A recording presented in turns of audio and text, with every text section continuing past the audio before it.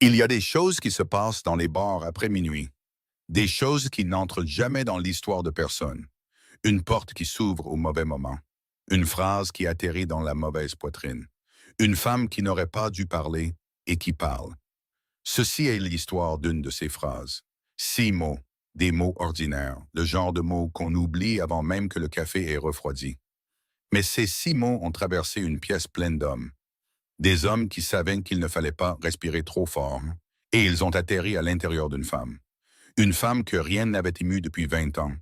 Une femme dont le silence pouvait vider un bâtiment plus vite qu'une alarme incendie. Elle n'a pas tressailli, elle n'a pas cligné des yeux, mais quelque chose derrière son visage a bougé, comme le béton se déplace de manière invisible de l'extérieur. Mais la structure a déjà changé. La fille qui a prononcé ces mots n'était personne. Une barmaid. Des mains discrètes, des yeux fatigués. Le genre de femme que l'on croise 100 fois sans jamais se souvenir de son visage. C'est ça le problème avec Clara Whitmore. On ne la remarque que lorsqu'il est trop tard. Et la femme qu'elle a brisée avec 6 mots, Margaret Sinclair, la mère de l'homme le plus dangereux de Chicago. Le genre de mère qui a enterré son mari et reconstruit un empire avant que les fleurs de l'enterrement ne se fanent. Et jamais, pas une seule fois en 20 ans, elle n'a laissé quiconque voir ce que cela lui avait coûté. Jusqu'à ce soir. Si cette histoire vous a déjà pris à la gorge, abonnez-vous et laissez un commentaire. Avez-vous déjà vu une simple phrase tout changer? Je les lis absolument tous. Mais maintenant, retournons dans ce bar. C'est un mardi soir à Chicago. Le froid a des dents et tout est sur le point de commencer. Le Veil se trouvait à l'extrémité ouest du West Loop à Chicago, le long d'une rue qui le jour ressemblait à n'importe quelle autre rangée de restaurants chics. Mais après 22 heures, elle devenait tout autre chose. Dehors, la façade était en briques sombres. L'enseigne était si petite qu'il fallait déjà savoir qu'elle était là pour la trouver. Il n'y avait pas de file d'attente, pas de néon, seulement une porte en bois sombre et un homme en costume qui se tenait dehors. Il ne demandait jamais votre nom, mais savait toujours si vous aviez votre place à l'intérieur. Le Veil ressemblait à un club pour gentlemen des années 1920. Un club qu'une personne très riche et très prudente aurait restauré à la perfection. Des fauteuils en cuir couleur cognac, une faible lumière dorée, juste assez pour voir votre verre, mais pas assez pour lire l'expression sur le visage en face de vous. Et un long bar en chaîne dont Gemma Torres avait un jour plaisanté. Elle disait qu'il valait probablement plus que son appartement. Tout au Veil avait été conçu pour dire une chose sans jamais la prononcer à voix haute. Ce qui se passait ici restait ici. Clara Whitmore travaillait au Veil depuis 6 semaines lorsque ce mardi soir est arrivé. 6 semaines à se tenir derrière le bar, à préparer des cocktails, à polir des verres, à sourire avec juste assez de courtoisie et à ne jamais poser une seule question superflue. Mais elle observait tout. Elle savait que la table sept était toujours réservée à un homme nommé Whelan. Il venait chaque jeudi avec une femme différente. Elle savait que les 2 hommes de la table 12 ne commandaient jamais à manger, mais restaient toujours jusqu'à la fermeture. Et elle savait que le coin le plus éloigné de la pièce, là où la lumière était la plus faible, appartenait à Reese Sinclair. Les 3 tables environnantes y étaient toujours laissées vides, non pas par manque de clients, mais parce que personne n'osait s'y asseoir. June Harlow, la propriétaire, l'avait clairement expliqué à Clara dès son premier jour. June était le genre de femme qui avait 55 ans et en paraissait 45. Elle parlait comme si elle en avait 65 et en savait plus que n'importe qui d'autre dans n'importe quelle pièce où elle entrait. Elle avait ouvert le Veil 14 ans plus tôt avec de l'argent dont elle n'a jamais expliqué la source, et elle le dirigeait selon un ensemble de règles simples que chaque employé devait connaître avant de toucher le premier verre. Ne demandez pas aux clients ce qu'ils font dans la vie. Ne regardez personne trop longtemps. Et jamais, sous aucun prétexte, ne vous approchez du coin éloigné, à moins d'y être appelé. Tu sers des verres, lui a dit June ce premier jour. Ses yeux n'ont jamais quitté le grand livre de comptes. Tu ne sers pas la curiosité. Clara avait hoché la tête, obéissante en apparence. Ses yeux gris-bleu ne révélaient rien d'autre qu'un accord. À l'intérieur, elle avait noté chaque mot, chaque règle, chaque porte que June lui avait involontairement montrée comme étant fermée. Gemma Torres était la seule personne au Veil qui parlait à Clara plus que ce que le travail exigeait.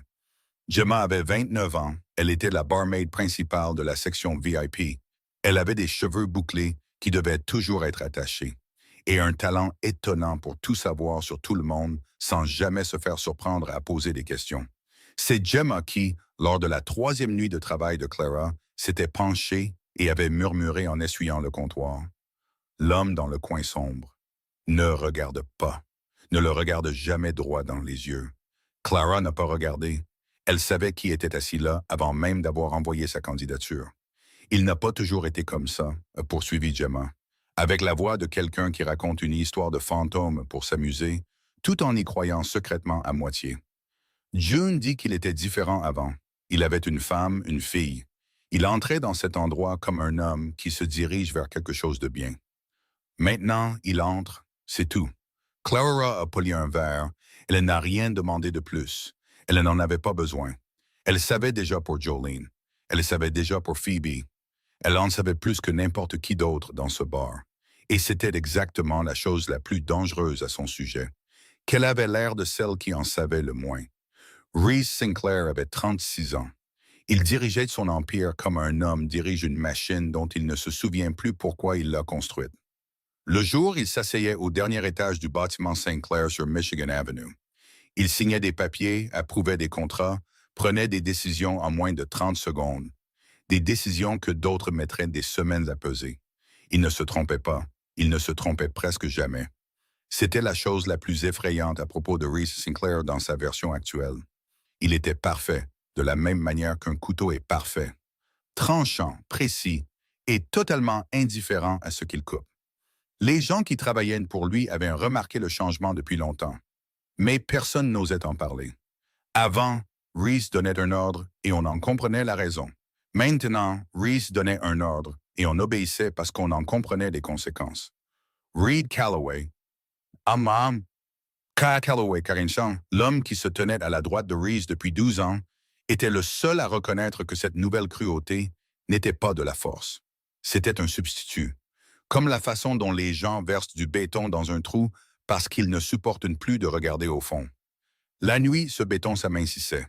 La nuit, dans le coin sombre du veille, Reese buvait du Blanton sec. Il laissait le monde devenir juste assez flou pour être supportable. Reed se tenait à 3 pas de là, ne disant rien, ne le regardant jamais directement. Simplement là, comme un mur est là.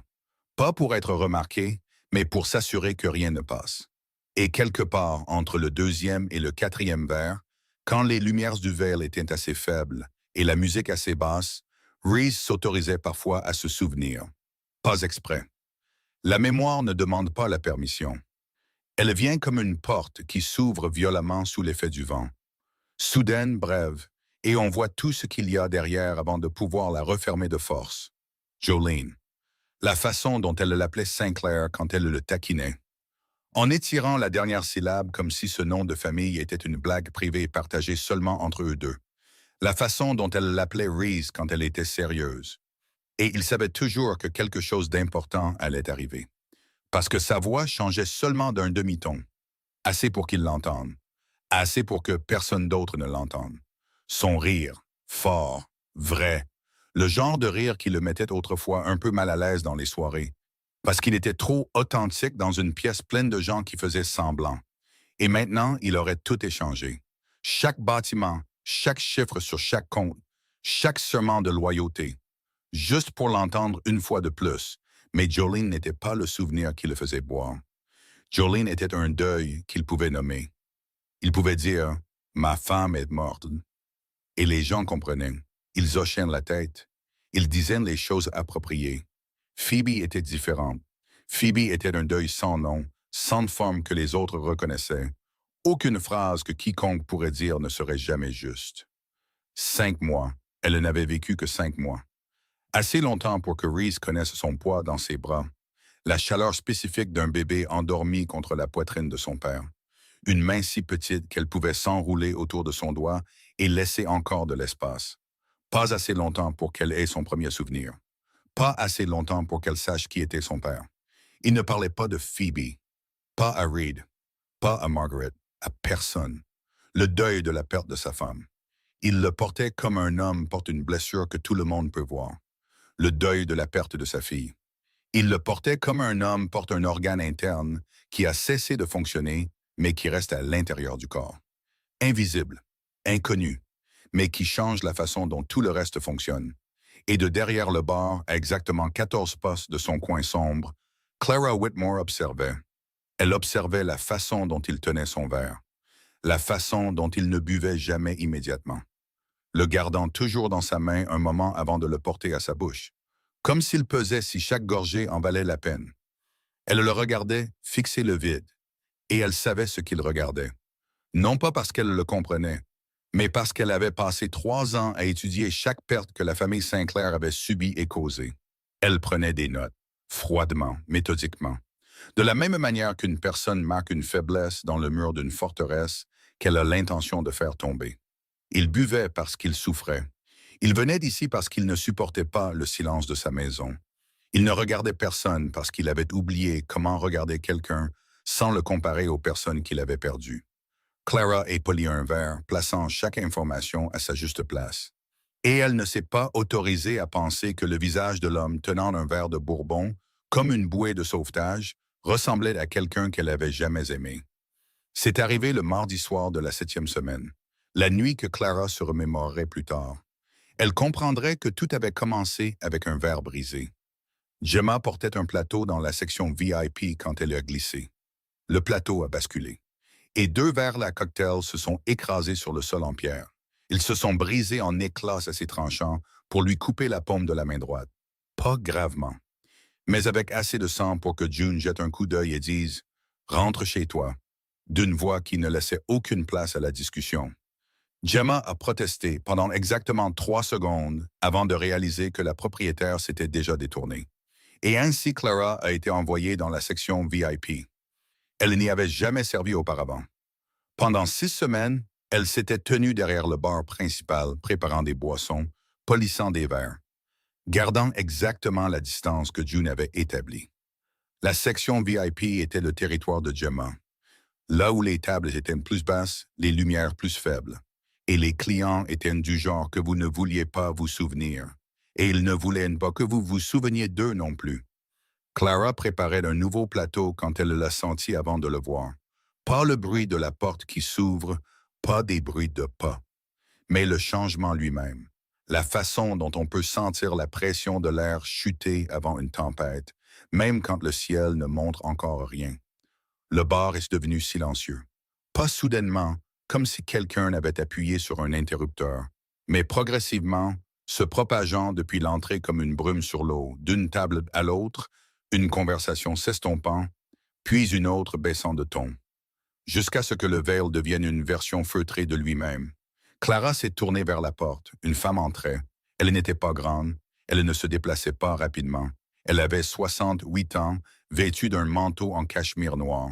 Ses cheveux argentés étaient coiffés en un chignon soigné sans une seule mèche qui dépasse. Et elle ne portait aucun bijou, à l'exception d'une alliance en platine que même la faible lumière du veil trouvait le moyen d'accrocher. Elle a franchi le seuil et la pièce a réagi, de la manière dont une pièce ne réagit qu'à très peu de gens. Clara a jeté un coup d'œil vers le coin sombre. Reed, dont elle n'avait jamais vu l'expression changer en 6 semaines, se tenait un peu plus droit. Pas beaucoup, juste assez pour que quelqu'un qui sait observer le remarque. Reed n'avait pas levé les yeux. Il fixait son bourbon comme il le faisait toujours. Et Clara se demanda s'il savait qui venait d'entrer, ou s'il s'était déjà enfoncé assez profondément pour ne rien enregistrer au-delà du fond de son verre. Margaret Sinclair ne s'est pas dirigée vers son fils. Elle a choisi une table au milieu de la section VIP, seule. Elle s'est assise avec une posture parfaite et a posé ses mains sur la table. Avec l'aisance d'une femme habituée à siéger à la tête de conseils d'administration, pas dans des bars. Et puis elle a regardé vers le coin éloigné, a regardé Reese. Clara avait étudié de nombreux visages pendant ces 6 semaines au veil.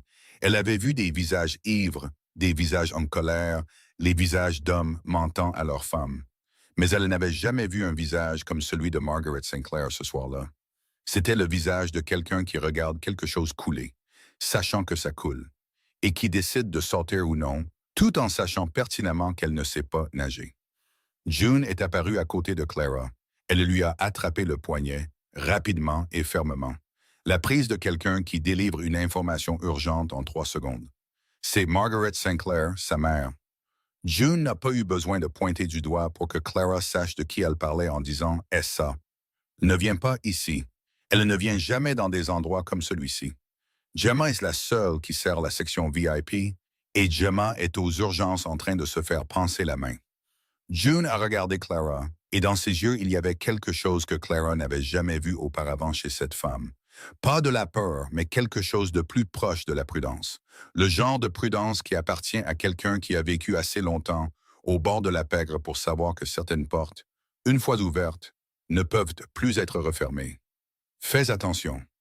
Clara a regardé June puis Margaret Sinclair assise seule sous la faible lumière. Le dos droit, les yeux fixés sur son fils.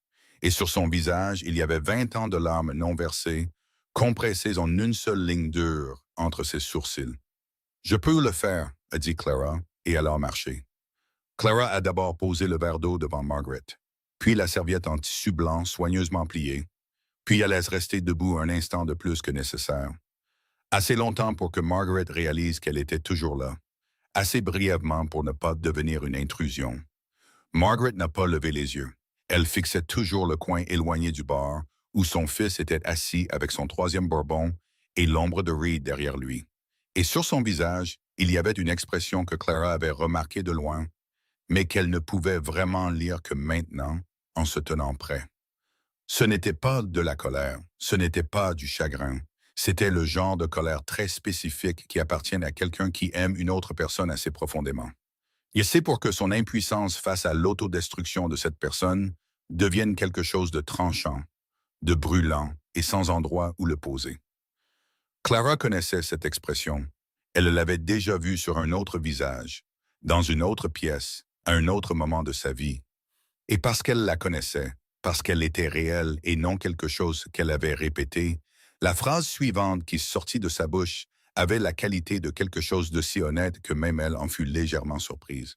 Elle était en colère parce qu'elle aimait. Margaret Sinclair s'est tournée pour la regarder, ni rapidement, ni lentement. Elle s'est tournée avec la précision de quelqu'un qui avait passé des décennies à contrôler chaque mouvement de son corps, et à regarder Clara. 10 secondes. Clara pouvait les compter parce qu'elle avait appris à compter le silence, à mesurer la distance entre une phrase et sa réaction, pour savoir si elle avait touché le bon endroit ou le mauvais. 10 secondes, c'était très long quand Margaret Sinclair vous regardait. 10 secondes, c'était assez long pour que Clara voie quelque chose bouger derrière les yeux de la femme. Pas un effondrement, pas une fissure. Quelque chose de bien plus contrôlé et donc de bien plus dévastateur. De la même manière que le béton se déplace, toujours intact à l'extérieur, alors qu'à l'intérieur la structure a changé et ne reviendra jamais à ce qu'elle était avant. Et a-t-elle réussi à vous en sortir? A demandé Margaret. Sa voix était parfaitement calme, comme si la question n'avait pas d'importance, comme si la réponse n'était pas la chose même qu'elle retenait son souffle pour entendre. Non, a dit Clara. Elle était assise dans le noir. Silence à nouveau. Mais cette fois, c'était différent. Cette fois, le silence avait un poids, une forme. Il avait la qualité de quelque chose qui venait d'être posé sur la table entre elles, et aucune d'elles ne savait encore comment l'appeler. Margaret a regardé Clara pendant un autre long moment, puis elle a dit « Quel est votre nom? » « Clara. Clara Whitmore. » Margaret ne l'a pas répété. Elle n'a pas hoché la tête. Elle l'a simplement gardé, comme elle gardait tout, privé, précis, à l'endroit où elle pourrait le retrouver quand elle en aurait besoin. « Apportez-moi ce qu'il boit, » a dit Margaret. Ses yeux se sont tournés une fois de plus vers le coin éloigné avant de revenir sur Clara. « Et un pour vous. Asseyez-vous. » Clara n'était pas sûre d'avoir bien entendu. Non pas que les mots n'étaient pas clairs, mais parce qu'en 6 semaines au Veil, elle avait appris que la ligne entre le personnel et les clients dans cet endroit n'était pas du tout une ligne. C'était un mur, et personne ne le franchissait. Personne ne disait à une barmaid de s'asseoir et de boire avec eux. Personne, sauf Margaret Sinclair. Clara est revenue à la table avec 2 verres de Blanton sec. Elle en a placé un devant Margaret. Elle a posé l'autre de l'autre côté et elle s'est assise. Ce que Clara ne savait pas, ce qu'elle n'avait aucun moyen de savoir en s'asseyant en face de Margaret Sinclair, avec un verre de bourbon entre elles, c'est que la phrase qu'elle venait de prononcer n'était pas tombée dans le vide. Elle était tombée dans une pièce qui était verrouillée depuis 49 ans, Avant Henry Sinclair, avant l'Empire, avant le nom de famille que tout Chicago connaissait assez bien pour ne pas le prononcer trop fort, Margaret n'était pas Margaret Sinclair. Elle était Maggie Dawson, 19 ans, la fille d'une famille de fermiers à la périphérie de Kalispell, dans le Montana, là où l'hiver durait assez longtemps pour vous faire oublier à quoi ressemblait l'été. Et l'été était assez bref pour que vous ne le preniez jamais pour quelque chose de garanti. Et à Kalispell, il y avait eu Thomas Ward, un charpentier de 23 ans. Ses mains sentaient toujours légèrement le pin. Il était silencieux, à la manière des hommes qui comprennent que le silence n'est pas une faiblesse, mais une forme de patience. Et il était amoureux de Maggie Dawson d'une manière dont elle n'a compris la valeur que lorsqu'il était trop tard pour revenir en arrière. Ils se sont aimés pendant 2 ans. 2 ans que Margaret compresserait plus tard en quelque chose d'assez petit pour le cacher dans un endroit que personne ne pourrait trouver, pas même elle-même. Thomas lui a construit un rocking chair en chêne blanc, le genre de bois qui, disait-il, leur survivrait à tous les deux. Et elle s'était assise dans ce fauteuil le matin où elle lui a dit qu'elle partait. Henry Sinclair était venu à Kalispell pour un voyage d'affaires afin d'acheter des terres. Il avait rencontré Maggie Dawson dans le seul restaurant de la ville et avait vu en elle ce dont il avait besoin. Pas l'amour, mais une sorte de force tranquille dont il savait qu'elle durerait dans son monde. Il avait eu raison. Margaret avait duré. Elle avait duré mieux que quiconque aurait pu l'imaginer. Mais ce matin-là, à Kalispell, sur le porche de Thomas, elle ne savait pas encore qui elle deviendrait. Elle savait seulement qu'elle partait. Thomas n'a pas supplié. Il n'a pas crié.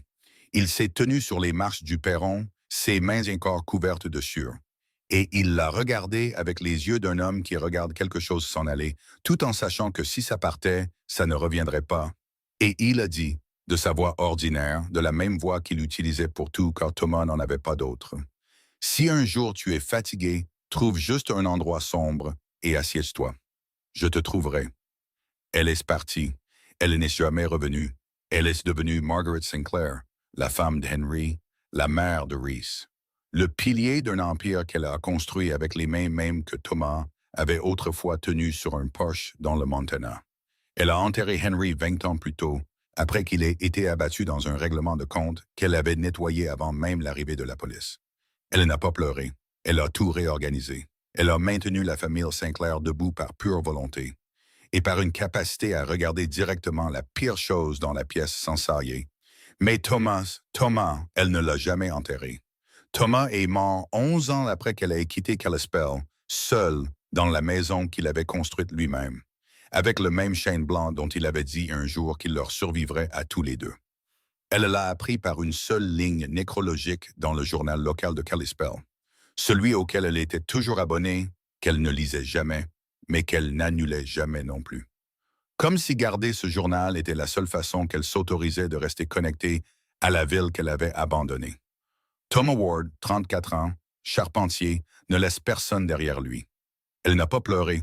Elle a plié le journal, l'a placé dans le tiroir du bas de son bureau et n'a plus jamais ouvert ce tiroir. Elle n'a jamais prononcé le nom de Thomas à personne. 49 ans. Pendant 49 ans, elle avait porté cette phrase comme une personne porte une balle dans son corps. Quand le médecin dit que l'enlever serait plus dangereux que de la laisser, alors on la laisse, on vit avec et on oublie qu'elle laisse la mort, jusqu'à ce que le temps change et vous rappelle qu'elle n'est jamais vraiment partie. Elle était assise dans le noir. Clara Whitmore, 27 ans, barmaid, personne du tout, s'était approchée de la table de Margaret Sinclair ce soir-là. Et elle avait dit, sans avoir la moindre idée de ce qu'elle disait, exactement le langage que Thomas Ward avait utilisé sur ce porche à Kalispell, le dernier matin, 49 ans plus tôt. Pas les mêmes mots, mais la même signification. La même promesse. Quelqu'un s'assiera dans le noir avec vous et restera. Personne n'avait dit ça à Margaret depuis Thomas. Personne n'avait osé. Personne n'avait su qu'il fallait le dire. Et elle n'y était pas préparée.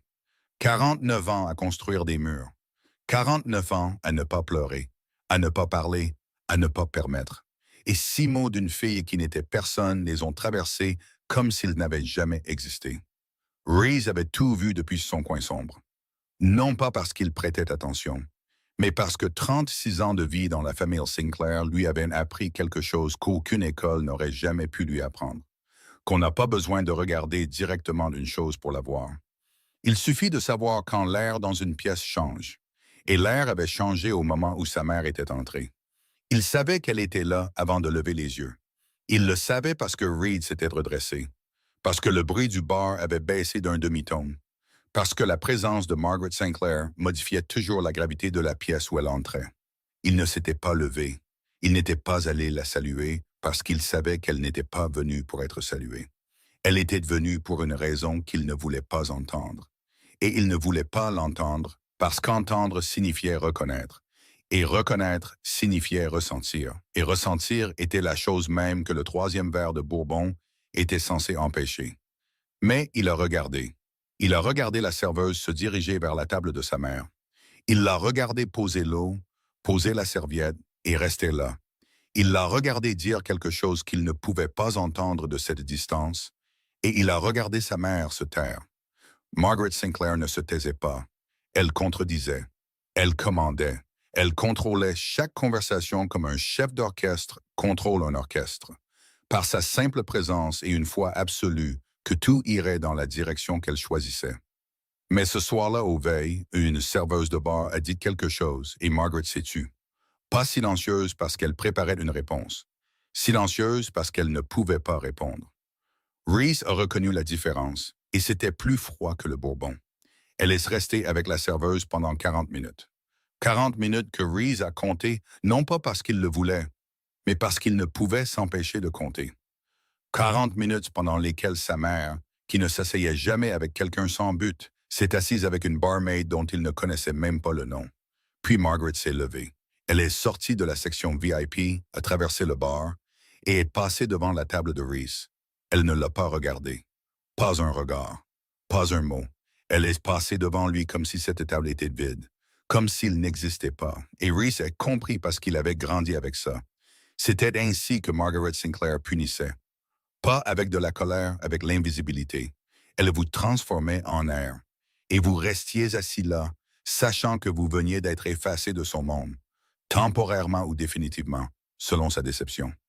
La porte s'est refermée derrière elle. Le bar est revenu à la normale, les voix s'élevant à nouveau, la lumière toujours faible.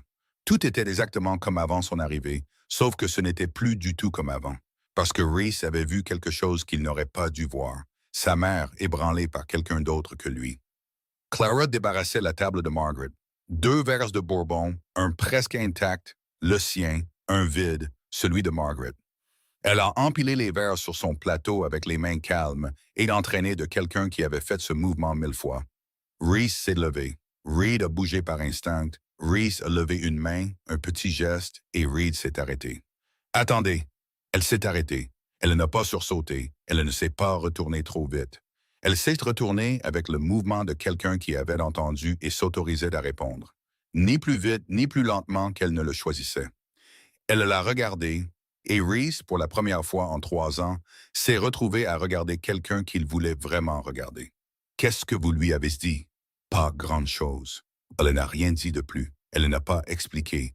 Elle a juste soutenu son regard avec ses yeux gris-bleus, ni audacieux ni provocateurs. Pas le genre de regard qui vient de quelqu'un qui essaie de prouver quelque chose. Stable, clair. Le genre de regard qui appartient à une personne qui n'a rien à cacher et qui, par conséquent, ne cache rien. Mais Clara Whitmore avait beaucoup à cacher. Elle le cachait simplement au seul endroit où personne ne regarde jamais.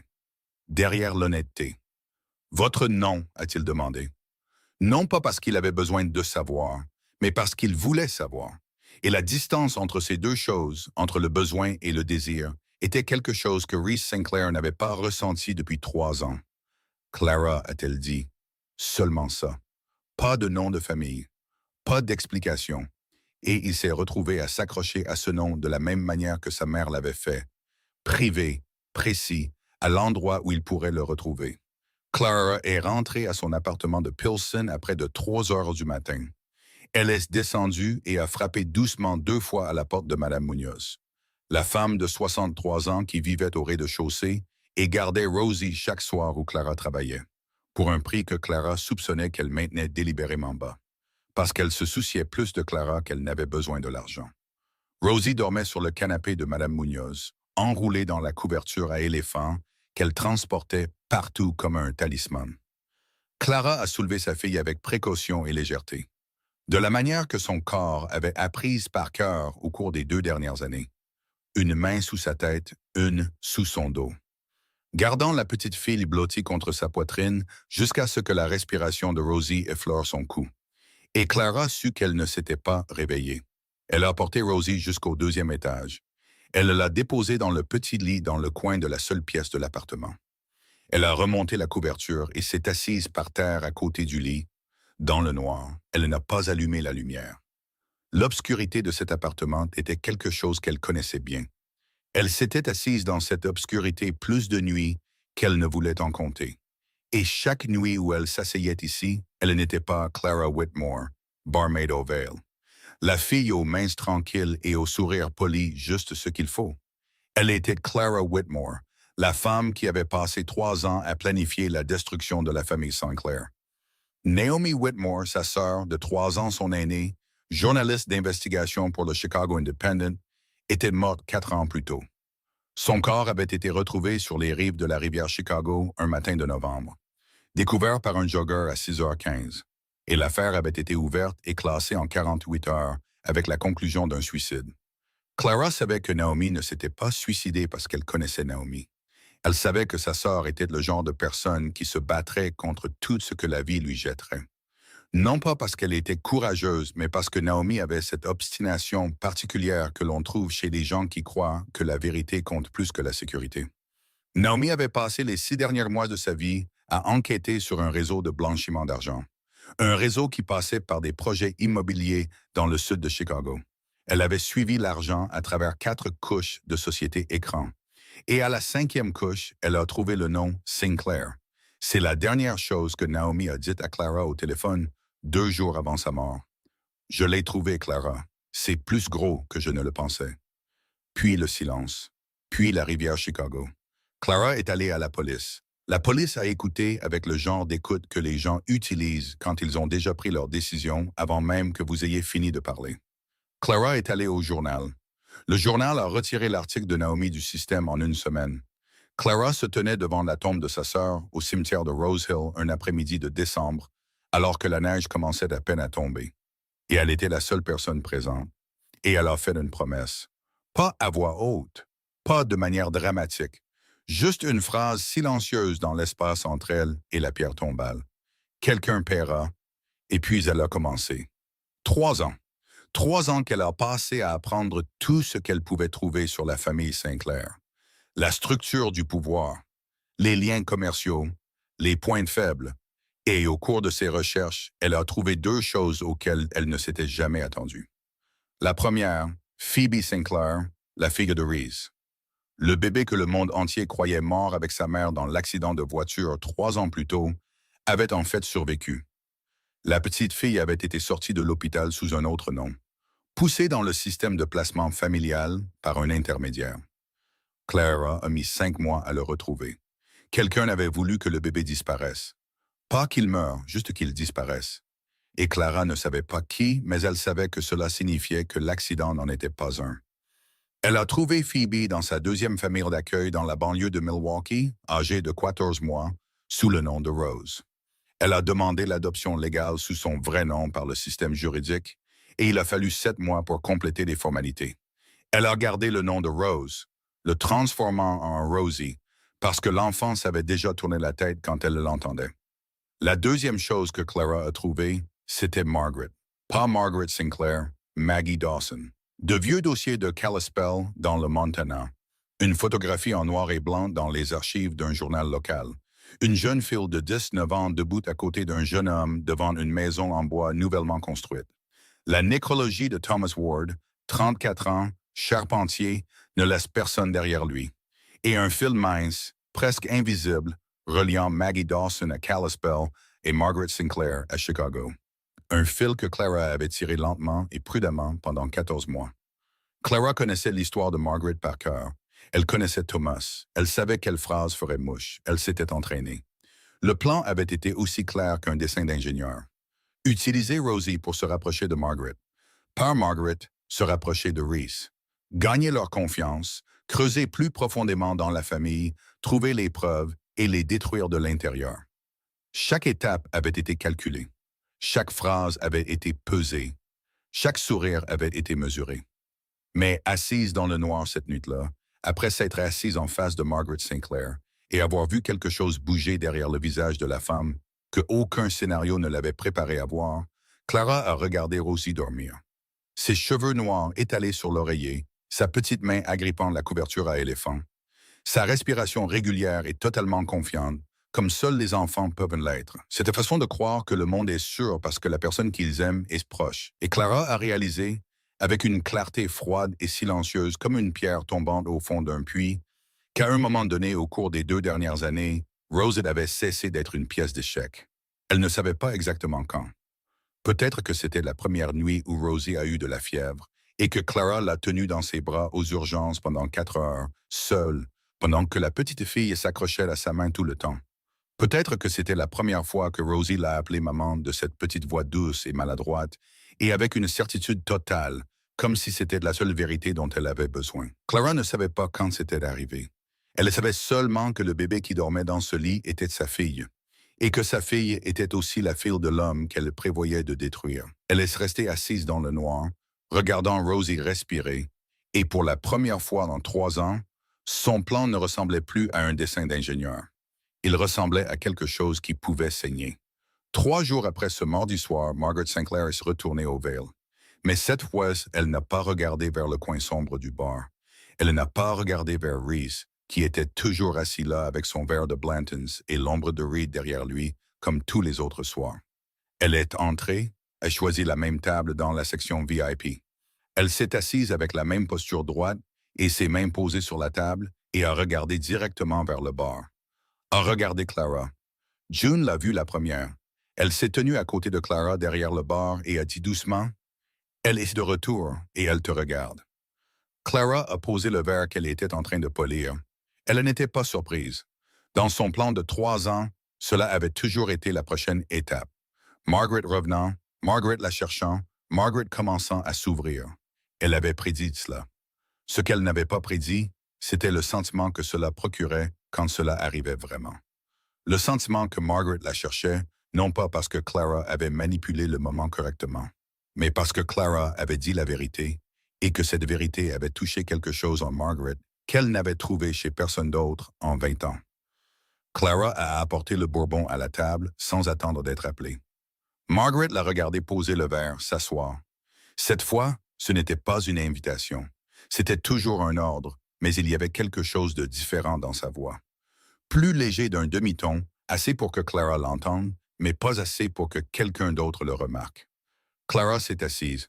Margaret a pris une gorgée de bourbon, a posé le verre et a regardé Clara avec les yeux d'une femme habituée à évaluer les gens en 30 secondes, mais qui s'accordait ce soir plus de temps.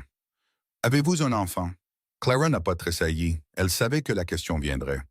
Non pas parce qu'elle avait prédit celle-ci exactement, mais parce qu'elle connaissait Margaret. Elle avait passé 3 ans à l'étudier. Margaret était le genre de personne qui allait droit au cœur des choses parce qu'elle n'avait pas de patience pour les cercles extérieurs. « Une petite fille, » a dit Clara. 3 ans. Elle s'appelle Rosie. Son père, il n'est pas dans le tableau. Clara l'a dit d'une voix neutre, sans aucune trace d'apitoiement sur soi, sans aucune trace de drame.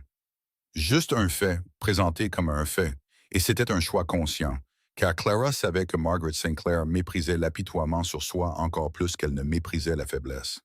Silence. Margaret a fait tourner légèrement son verre sur la table. Un cercle, puis un autre. Un petit mouvement dont Clara soupçonnait qu'elle n'était même pas consciente. Le genre d'habitude inconsciente qui n'apparaît que lorsque quelqu'un pense à quelque chose auquel il ne s'autorise habituellement pas à penser. « Mon fils avait une fille », a dit Margaret. Sa voix n'a pas changé, toujours neutre, toujours contrôlée. Mais Clara pouvait entendre ce qu'il y avait en dessous, de la même manière que l'on peut entendre l'eau bouger sous la glace sans la voir. Phoebe, elle est morte avec sa mère il y a 3 ans, accident de voiture. Elle n'avait que 5 mois. Clara est restée très immobile. Elle savait tout cela. Elle connaissait plus de détails que Margaret ne pouvait l'imaginer. Elle savait que Phoebe n'était pas morte. Elle savait que Phoebe dormait dans l'appartement de Pilson à ce moment précis, sous la couverture à éléphant, dans le petit lit que Clara avait acheté au magasin d'occasion sur Ashland. Et elle savait que s'asseoir ici, à écouter Margaret parler de Phoebe comme si la petite fille était partie, était la chose la plus proche de la torture que Clara s'était jamais infligée. Je n'ai pas eu l'occasion de la tenir assez souvent, a dit Margaret. Elle n'a pas regardé Clara en disant cela. Elle a regardé le verre. Elle a regardé le bourbon tourner doucement dans le cercle que ses doigts créaient. Je pensais que j'avais le temps. Je pensais qu'elle grandirait et que je lui apprendrais les choses que les grands-mères enseignent, les choses qui comptent. Et j'avais le temps. Elle a fait une pause. Je n'ai pas eu le temps. Clara est restée avec cette phrase. Elle n'a pas dit « je comprends » parce qu'elle ne disait pas des choses qu'elle n'avait pas le droit de dire. Elle n'a pas dit « je suis désolée » parce qu'elle savait que Margaret mépriserait la pitié d'une étrangère. Elle est simplement restée assise là. Elle est restée. Elle a donné aux mots de Margaret l'espace dont ils avaient besoin pour exister en silence, sans que personne n'essaye de le combler. Et quelque part au fond d'elle, à l'endroit où vivait le plan de 3 ans, à l'endroit où chaque mouvement avait été calculé et chaque phrase pesée, quelque chose s'est un peu plus fissuré. Parce que Margaret Sinclair n'était plus un nom sur l'organigramme que Clara avait scotché au mur de sa chambre, derrière l'armoire. Margaret Sinclair était une grand-mère qui n'avait pas eu l'occasion de tenir sa petite fille assez souvent, qui pensait d'avoir le temps et n'en avait pas eu. Et Clara, assise en face d'elle avec le verre de bourbon intact entre elles, savait elle avait le temps, parce que Phoebe était vivante et que Clara était la seule personne au monde à le savoir. Et cette vérité, à ce moment-là, pesait plus que n'importe quel plan de vengeance qu'elle avait jamais construit. Le 5e jour après ce mardi soir, Reese Sinclair a fait quelque chose qui a obligé June Harlow à regarder à 2 fois avant d'y croire. Il est entré au Vail à 19 heures, 3 heures plus tôt que d'habitude. Le bar était encore presque vide et la lumière de fin d'après-midi filtrait encore par les fenêtres avant que la lueur tamisée du soir ne prenne complètement le dessus. Et il n'est pas allé dans le coin sombre. Il est allé directement au bar, a tiré un tabouret et s'est assis. Reed a suivi par instinct, mais Reese a levé une main, ce même petit geste familier. Et Reed s'est arrêté à une plus grande distance que d'habitude. Assez près pour réagir, assez loin pour que la conversation au bar reste privée. Clara arrangeait des bouteilles sur l'étagère derrière le comptoir quand elle l'a senti s'asseoir. Elle ne s'est pas retournée tout de suite. Elle a fini avec la bouteille qu'elle tenait, l'a mise à sa place, et ce n'est qu'alors qu'elle s'est retournée. Il la regardait. Pas de la façon dont il l'avait regardée le mardi soir, ce regard rapide et scrutateur de quelqu'un qui traite une information. Ce regard était différent, plus lent, plus délibéré. Le regard d'un homme qui avait passé 5 jours à réfléchir à une conversation et avait décidé que la distance n'était plus une stratégie qu'il pouvait utiliser. « Vous savez que ma mère est revenue 3 fois cette semaine, a-t-il dit. Ce n'était pas une question. Clara a posé un torchon sur le comptoir, un mouvement familier qui donnait à ses mains quelque chose à faire pendant qu'elle évaluait la situation. « Je sais, dites-moi, qu'avez-vous dit pour qu'elle revienne 3 fois en une semaine? Ma mère ne retourne nulle part. Elle y va une fois, évalue, prend une décision, et c'est tout. Elle ne revient pas. » Clara l'a regardé. Il était assis à son bar sans bourbon, sans le coin sombre, sans les 3 tables vides entre lui et le reste du monde. Il paraissait plus petit à cette distance. Pas plus petit physiquement, plus petit de la manière dont les gens qui portent trop de poids semblent plus petits quand on s'approche assez pour voir ce poids. « Je n'ai rien dit de spécial à votre mère, a dit Clara. Je pense qu'elle est revenue non pas à cause de ce que j'ai dit, mais parce que je n'ai rien dit d'inutile. » Reese est resté silencieux un moment. Elle pouvait le voir retourner cela dans son esprit, le tester, le placer à côté de ce qu'il savait déjà pour voir si ça correspondait.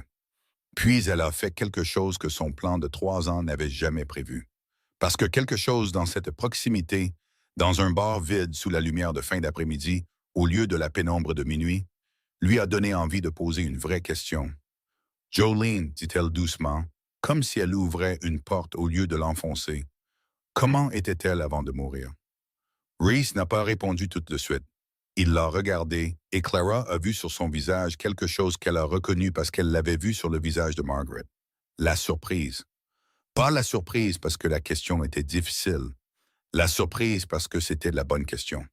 Les gens lui demandaient s'il allait bien, ce dont il avait besoin quand il retournerait au travail, à la vie, à la version de lui-même qu'il connaissait. Personne ne demandait comment était Jolene. Personne ne posait de questions sur elle en tant que personne, pas en tant que perte. Elle aimait le jazz, a dit Reese lentement, par morceaux. De la manière dont on offre quelque chose qu'on n'est pas sûr de vouloir donner, mais une fois qu'on a commencé, on ne peut plus vraiment s'arrêter. Coltrane, Miles Davis, des vieux trucs, elle en mettait dans la cuisine quand elle cuisinait, et elle était nulle en cuisine, vraiment nulle. Mais elle le faisait comme si c'était de l'art, et personne n'avait le droit de dire le contraire. Il a fait une pause. Elle détestait les sushis. Elle les détestait vraiment. Je l'ai emmenée au meilleur restaurant japonais de Chicago pour notre deuxième rendez-vous. Elle a regardé l'assiette de poisson cru, puis m'a regardé et a dit « Tu me testes ou tu essaies de me tuer ?» Quelque chose de proche d'un sourire est apparu au coin de sa bouche. Pas complètement, juste proche, comme l'ombre de quelque chose qui avait autrefois vécu là. Son rire était un peu trop fort pour les soirées. Je pensais ça avant. J'étais un peu gêné quand elle riait dans des endroits où tout le monde riait doucement et poliment. Maintenant, il n'a pas fini la phrase. Il n'en avait pas besoin. Clara a écouté complètement. Elle n'a pas trop hoché la tête, ne s'est pas penchée en avant comme quelqu'un qui joue le rôle de l'auditeur. Elle était simplement là, entièrement présente à ce qu'il lui donnait, lui laissant l'espace d'exister sans que personne n'essaie de le transformer en leçon ou en consolation. On dirait un foyer, dit Clara quand il eut fini. Pas un lieu, un sentiment, le sentiment d'être exactement là où l'on doit être. Reese l'a regardé, longtemps, et Clara a vu sur son visage ce qu'elle avait presque vu le mardi soir. Mais cette fois, c'est venu plus près, plus clair, la mécanique familière d'un sourire arrivant presque, s'autorisant presque, puis s'arrêtant. Mais cette fois, il s'est arrêté plus lentement. Vous dites les choses simplement, a-t-il dit, mais ce ne sont pas des choses simples. Tout est simple si on s'en approche assez, a-t-elle dit. Puis, comme si elle réalisait qu'elle venait de dire quelque chose de trop vrai à un homme qu'elle prévoyait de détruire, elle a ajouté « Je pense. Il n'a pas commandé de bourbon ce soir-là. » Pour la première fois en 6 semaines, Reese Sinclair s'est assis aux veilles et n'a pas bu. Et Clara, debout derrière le bar, polissant des verres, servant d'autres clients et essayant de ne pas trop le regarder, a réalisé que son plan de 3 ans n'avait pas de section pour cela. Pour la possibilité que sa cible s'assoie au bar et ressemble à une vraie personne au lieu d'un nom sur le mur derrière l'armoire. Après cette nuit, Reese n'est pas retourné dans le coin sombre. Il venait au Vail tous les soirs à 19 heures, s'asseyait au bar et attendait. Pas pour du bourbon. Il attendait cette période de 15 ou 20 minutes avant que l'endroit ne se remplisse. Cette poche de temps où Clara avait fini d'essuyer le comptoir, avait presque fini d'arranger les bouteilles et n'était pas encore occupée avec les clients. Cet espace étroit dans lequel elle pouvait s'arrêter, se tenir en face de lui de l'autre côté du bar en chaîne et parler. Il n'appelait ça rien. Personne ne lui a donné de nom. Cela se produisait simplement, régulièrement, chaque nuit, comme la marée. Comme quelque chose de si naturel qu'on ne réalise son importance que lorsqu'il manque. Clara lui a parlé de Rosie. Pas exprès au début. Reese a demandé doucement, avec le genre de question qui venait de quelqu'un qui réapprenait à se soucier de quelque chose en dehors de sa propre douleur. « Comment va votre petite fille? » Et Clara lui a raconté. Elle lui a raconté la nuit où Rosie avait une fièvre de 40. Et elle l'a emmenée aux urgences de l'hôpital Stroger à 2 heures du matin. S'est assise sur une chaise en plastique pendant 4 heures avec Rosie dans ses bras. La sueur de l'enfant trempant sa chemise. Et personne n'a appelé. Personne n'est venu. Il n'y avait que Clara et sa petite Evie. Et le bip régulier du moniteur cardiaque. Et Clara lui a chanté doucement.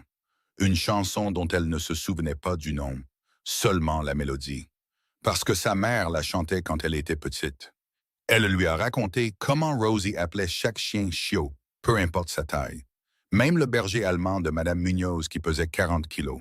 Un chien vers lequel Rosie courait toujours, enroulait ses 2 bras autour de son cou et l'appelait chiotte, chiotte, chiotte, jusqu'à ce que le pauvre animal abandonne et se couche pour qu'elle puisse grimper sur lui. Elle lui a raconté comment Rosie dormait, une main agrippant la couverture à éléphant, l'autre emmêlée dans les cheveux de Clara. Et si Clara essayait de libérer ses cheveux, Rosie resserrait sa main dans son sommeil. Comme si un instinct en elle savait ce que la conscience ne savait pas, que si elle lâchait, la chose la plus importante dans son monde pourrait ne plus être là à son réveil. Reese a écouté, et chaque détail, chaque petit morceau de Rosie à 3 ans le frappait à l'endroit où Phoebe vivait encore. L'endroit où Phoebe resterait pour toujours âgée de 5 mois, pour toujours le poids chaud dans ses bras à 3 heures du matin, pour toujours la petite main enroulée autour de son doigt, et n'appellerait jamais aucun chien chiot, n'agripperait jamais les cheveux de personne dans son sommeil, ne brûlerait jamais d'une forte fièvre pendant que quelqu'un l'emmènerait aux urgences et lui chanterait d'une chanson. Il n'a pas dit cela. Il n'en avait pas besoin. Clara le voyait sur son visage chaque fois qu'elle parlait de Rosie. La façon dont ses yeux changeaient, pas plus tristes exactement, mais plus profonds, comme quelqu'un qui regarde dans un abîme qu'il s'est habitué à regarder, mais qui, à chaque fois, le trouve plus profond qu'il ne s'en souvenait. Et Clara savait exactement pourquoi les détails sur Rosie le frappaient là où il le faisait. Elle le savait parce que Rosie était Phoebe. Chaque histoire qu'elle racontait sur sa fille était une histoire sur sa fille. Et il ne savait pas qu'il entendait sa propre enfant être décrite. Et cette vérité devenait plus lourde chaque nuit. Tard dans la nuit, après avoir ramené Rosie de l'appartement de Madame Munoz, après l'avoir mise au lit et avoir tiré la couverture sur elle, et avoir doucement libéré ses cheveux de la main de Rosie sans la réveiller. Clara s'est assise à la petite table de la cuisine et a ouvert le carnet. Le vieux carnet en cuir marron de Naomi. Celui que sa sœur avait utilisé pour consigner son enquête. Celui que Clara avait gardé après la mort de Naomi. Celui qu'elle utilisait maintenant pour suivre ses propres progrès. Chaque nuit, elle écrivait. Nouvelles informations, observations, analyses. Cette nuit-là, elle a écrit. Il a parlé de Jolene, la façon dont il a parlé de son rire, sa voix quand il a mentionné sa fille. Ce n'était pas la voix d'un homme qui ordonne de tuer des gens. Mais ça ne veut rien dire. Les gens les plus dangereux sont ceux qui savent encore comment aimer. Elle a arrêté son stylo, a regardé les mots, puis a écrit une ligne de plus en dessous, en plus petite écriture, un peu moins stable, le genre qu'elle n'admettrait jamais. Je perds mon objectivité. Notez. Continuez. Elle a fermé le carnet, a éteint la lumière, s'est allongée à côté de Rosie sur le lit qu'elle partageait, parce que l'appartement n'avait qu'une seule pièce, et dans le noir, elle a pensé à Naomi, à la promesse qu'elle avait faite au cimetière de Rose Hill, au plan de 3 ans, et elle s'est demandé ce que sa sœur dirait si elle était encore en vie, si elle savait que Clara perdait son objectivité non pas parce qu'elle était faible, mais parce que sa cible s'était avérée être un être humain, et les êtres humains étaient bien plus compliqués que des noms sur un mur. Margaret a demandé à rencontrer Rosie la 3e semaine. Pas en demandant, pas exactement. Margaret Sinclair ne demandait pas. Elle disait, la 6e nuit où elle est venue au Veil, quelque part entre son premier verre de Bourbon et le 2e moment de silence. Je veux rencontrer la petite fille. 3 mots, sa voix neutre. Ah, beau sens forme neutre, comme si elle demandait d'avoir un menu. Mais Clara, assise en face d'elle, a entendu ce qui se cachait sous ces 3 mots, et entendu 20 ans sans tenir un petit enfant, et entendu la chaise vide à la table du dîner où Phoebe aurait dû s'asseoir. Et elle savait que ce n'était pas une demande. C'était Margaret Sinclair qui ouvrait une porte qu'elle avait gardée fermée depuis le jour de la mort de Phoebe. Dans le plan de Clara, c'était l'étape 4. Margaret rencontre Rosie. Margaret voit les yeux gris. Margaret aime l'enfant. Margaret devient le pont vers la famille. Chaque étape avait été calculée. Mais quand Clara a hoché la tête et a dit samedi, Humboldt Park, 9 heures du matin, elle a réalisé qu'elle ne pensait plus à l'étape 4. Elle pensait à une grand-mère qui était sur le point de rencontrer sa petite fille sans savoir qu'elle était sa petite fille. Samedi matin, janvier à Chicago, froid mais sec. Ce genre de froid hivernal que la ville vous offre parfois. Vif et propre au lieu du genre humide qui s'infiltre dans les eaux. Clara est arrivée à Humboldt Park à 8h45, avec Rosie dans ses bras. La petite fille portait un manteau matelassé rouge, un bonnet en tricot avec des oreilles d'ours que Madame Munoz lui avait fait, et elle parlait sans arrêt d'un écureuil qu'elle avait vu en chemin. Margaret était déjà là, assise sur un banc de pierre près de l'aire de jeu. Le dos droit, manteau en cachemire noir, écharpe en soie grise, l'air complètement déplacé dans une aire de jeu pour enfants dans un parc public de Humboldt Park. Et en même temps, comme s'il n'y avait nulle part ailleurs sur Terre où elle voulait être à ce moment-là. Clara a posé Rosie à environ 5 pas de Margaret. Elle avait l'intention de les présenter, de dire quelque chose pour combler l'espace. Mais Rosie a été plus rapide. Rosie avait 3 ans. Et les enfants de 3 ans ne sentent pas l'atmosphère d'un lieu, ne savent pas qui est Margaret Sinclair, ne savent pas ce que ce nom signifie à Chicago, ne savent pas que la femme aux cheveux argentés assise sur un banc de pierre est quelqu'un que toute la pègre craint.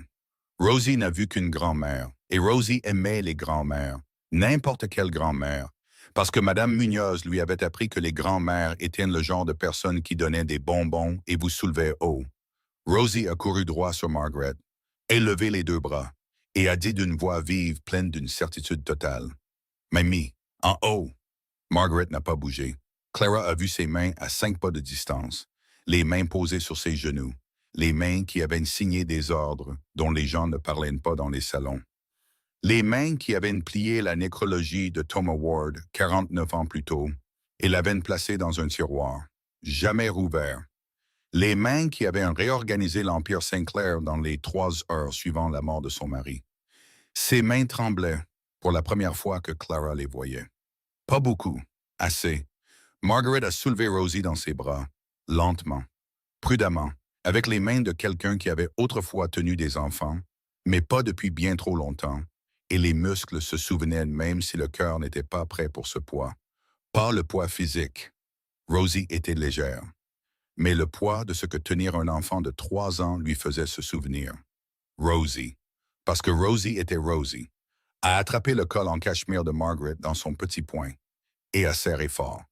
Exactement de la même manière que 3 ans plus tôt, dans un hôpital de Chicago, un bébé de 5 mois nommé Phoebe avait enroulé sa petite main autour du doigt de Reese Sinclair. La même main, la même prise. Margaret ne le savait pas, mais son corps le savait. Quelque chose dans la façon dont l'enfant s'accrochait, dans la sensation de son poids dans les bras de Margaret, dans l'odeur des cheveux d'un enfant et la petite chaleur pressée contre sa poitrine, a touché l'endroit qu'elle avait scellé le jour où on lui a dit que Phoebe était morte. Elle a tenu Rosie un moment, n'a rien dit. La petite fille était silencieuse aussi, parce que les enfants savent parfois quand ils doivent être silencieux, savent quand la personne qui les tient a plus besoin de silence que de rire.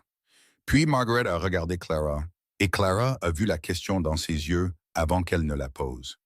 L'a vue se former derrière ses yeux comme les nuages se forment avant une tempête. Lente, certaine, impossible à arrêter. « De qui tient-elle ses yeux ?» a demandé Margaret. Sa voix était très douce, plus douce que n'importe quelle voix que Clara lui avait jamais entendu utiliser. Douce de la manière dont seules les questions vraiment importantes sont douces. Parce que la personne qui demande retient son souffle sans s'en rendre compte. Clara a avalé quelque chose de pointu dans sa gorge. Elle a regardé Rosie dans les bras de Margaret et regardé les yeux gris de la petite fille, des yeux si semblables à ceux de Reese que certains matins, Clara devait se rappeler de ne pas les fixer trop longtemps. « De son père », a-t-elle dit. Pas un mensonge, pas la vérité. Arrangeant la vérité sous la forme d'une explication, parce que son père était vrai. Ses yeux appartenaient à Reese et Clara. Margaret ne le savait pas, mais Clara l'a vu regarder Rosie une fois de plus longtemps cette fois. Et sur son visage, il y avait quelque chose que Clara n'avait jamais prévu, jamais calculé, jamais noté dans le carnet en cuir marron à la maison. C'était de l'amour. Pas le genre d'amour lent, le genre graduel, le genre qui a besoin de temps, le genre qui tombe comme une pierre, immédiat, total. La façon dont une grand-mère aime sa petite fille. Le genre de reconnaissance qui ne vient pas par la raison, mais par le sang, par l'os, par quelque chose de plus ancien que le langage. Margaret Sinclair tombait amoureuse de sa petite fille sans savoir qu'elle était sa petite fille. Et Clara se tenait à 5 pas de là, regardant. Et pour la première fois en 3 ans, elle ne savait pas si ce qu'elle faisait était une vengeance ou un crime. June a appelé Clara dans le petit bureau à l'arrière du bar le lundi soir de la semaine suivante. Le bureau de June n'était pas beaucoup plus grand qu'un placard. Juste un bureau, une chaise, une étagère de registre et une bouteille de whisky qu'elle n'offrait jamais à personne mais qu'elle gardait toujours là. June a fermé la porte, ne s'est pas assise et a regardé Clara avec les yeux d'une femme qui avait vu assez de choses mal tourner dans ce bar pour reconnaître les signes avant l'arrivée de la catastrophe. Je te mets en service du matin, a dit June, à partir de demain. Clara savait pourquoi. Elle n'avait pas besoin de demander, mais elle a demandé quand même, parce que c'est ce que Clara Whitmore, la barmaid, aurait demandé. Et elle jouait toujours le rôle de Clara Whitmore, la barmaid, même si le costume commençait à lui sembler trop serré. Pourquoi? Parce qu'il arrive à 19 heures tous les soirs au lieu de 22 heures. Parce qu'il s'assoit au bar au lieu du coin sombre. Parce que Reed se tient plus loin, ce qui signifie qu'il a dit à Reed de se tenir plus loin, ce qui signifie qu'il veut parler en privé. Avec toi, June a fait une pause. Tu entres dans un territoire d'où je ne peux pas te ramener et je t'aime trop pour rester là et regarder. Clara n'a rien dit, parce qu'il n'y avait rien à dire. June avait raison. June avait raison sur tout, sauf sur une chose, que Clara n'avait pas besoin d'être sortie d'un territoire dangereux, parce que Clara était entrée dans ce territoire exprès 3 ans plus tôt. Seulement, il s'est avéré que le territoire dangereux n'était pas ce qu'elle pensait. Elle avait pensé que le danger était la famille Sinclair, les armes, la violence, la pègre. Le vrai danger, c'était 15 minutes chaque soir au bar. La voix de Reese quand il parlait de Jolene. La façon dont il ne commandait plus de bourbon. La façon dont il la regardait quand elle disait quelque chose de simple, qui n'était pas simple du tout. Le matin du 5 février, un mercredi, Clara s'est réveillée à 5 heures. Rosie dormait encore à côté d'elle, une main agrippant la couverture à éléphant, l'autre emmêlée dans les cheveux de Clara. Le plafond de l'appartement de Pilson avait une fissure qui allait du coin gauche presque jusqu'au milieu. Et Clara avait regardé cette fissure tous les matins pendant 2 ans sans jamais la voir aussi clairement que ce matin-là. Elle est restée immobile dans la lumière grise d'un matin de début février, avant que l'esprit n'ait ses défenses en place, avant qu'elle ne puisse arranger ses pensées en stratégie et ses sentiments en outils. Et elle a compris, clairement, complètement, de la manière dont on comprend quelque chose qui est là depuis longtemps, mais qu'on ne s'est pas autorisé à regarder. Elle aimait Reese Sinclair, pas de la manière dont les histoires le racontent, pas comme un éclair, plutôt comme quelque chose qui avait grandi si lentement qu'elle ne pouvait pas dire quand cela avait commencé. De la même manière qu'on ne peut pas indiquer le jour exact où l'hiver devient le printemps. Seulement un matin, on regarde par la fenêtre et tout est complètement différent. Et on ne sait pas quand ça a changé. Et elle gardait sa fille. Et elle était venue d'ici pour le détruire. Elle laisse rester immobile pendant 10 minutes de plus, regardant la fissure au plafond, la main de Rosie dans ses cheveux, et elle a tout pesé. La promesse au cimetière de Rose Hill. Naomi, le carnet en cuir marron. 3 ans. Et de l'autre côté de tout ça, Reese était assis au bar sans boire de bourbon et parlait du rire de sa femme avec la voix d'un homme tenant quelque chose en verre. Elle ne pouvait pas garder les deux. Elle ne pouvait pas l'aimer et le détruire. Elle ne pouvait pas être la mère de Rosie et la personne qui utilisait Rosie. Et elle ne pouvait pas rester au vert une nuit de plus sans révéler quelque chose. Pas le plan, mais quelque chose de pire que le plan. Révéler qu'elle était réelle. Que quand elle a dit « on dirait un foyer », elle ne faisait pas semblant.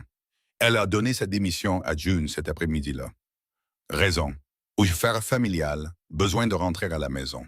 June l'a regardé longtemps, avec les yeux d'une femme qui comprenait exactement ce qui se passait, et savait que c'était la bonne décision, et savait aussi que la bonne décision est parfois la plus douloureuse. « Fais attention, ma fille », a dit June, et Clara a compris que ce « fait attention » ne concernait pas Reese Sinclair. C'était à propos de Clara. Elle a dit au revoir à Gemma lors de sa dernière nuit, rapidement, légèrement. Le genre d'au revoir qu'une personne donne quand elle ne veut pas rester trop longtemps sur le pas de la porte parce qu'elle a peur de faire demi-tour. Gemma l'a serré dans ses bras et a dit « On reste en contact ». Et toutes les deux savaient que c'était le plus gentil des mensonges que les amis se racontent quand ils savent qu'ils ne se reverront plus. Elle n'a pas dit au revoir à Reese, non pas parce qu'elle ne l'a pas vu. Il était là, au bar, à 19 heures comme tous les autres soirs.